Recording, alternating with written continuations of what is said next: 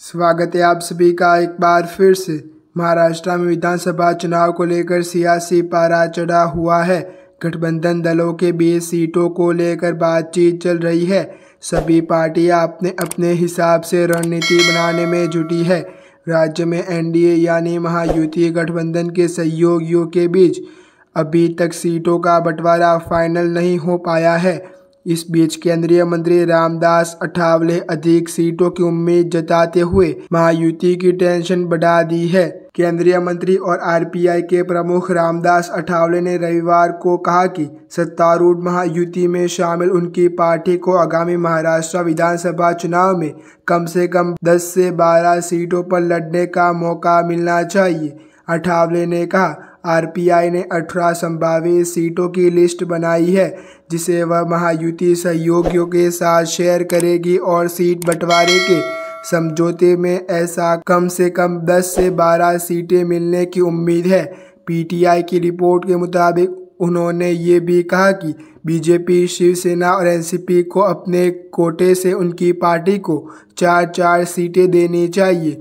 रामदास अठावले ने Republican party of India Maharashtra में महायुति गठबंधन का हिस्सा है। महाराष्ट्र में मौजूदा महायुति की सरकार में 3 पार्टियां शामिल है जिसमें बीजेपी, शिवसेना और एनसीपी है।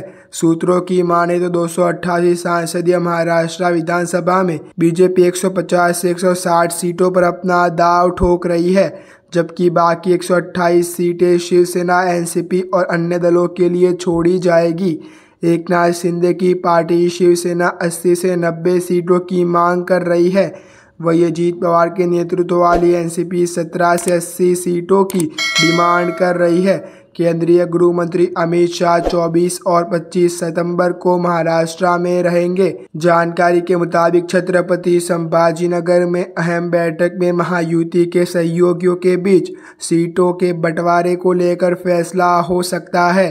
अमित शाह की मुख्यमंत्री एकनाथ शिंदे और दोनों उप मुख्यमंत्री देवेंद्र फडणवीस और अजीत पवार समेत चुनिंदा नेताओं से मुलाकात होगी।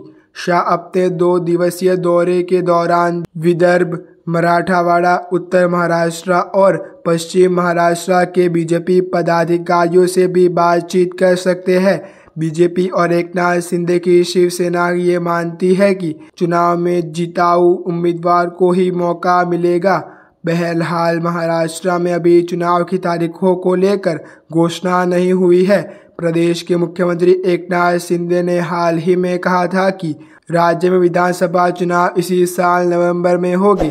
ऐसी अच्छे न्यूज़ जानने के लिए आप हमारे यूट्यूब चैनल को सब्सक्राइब करना ना भूलें।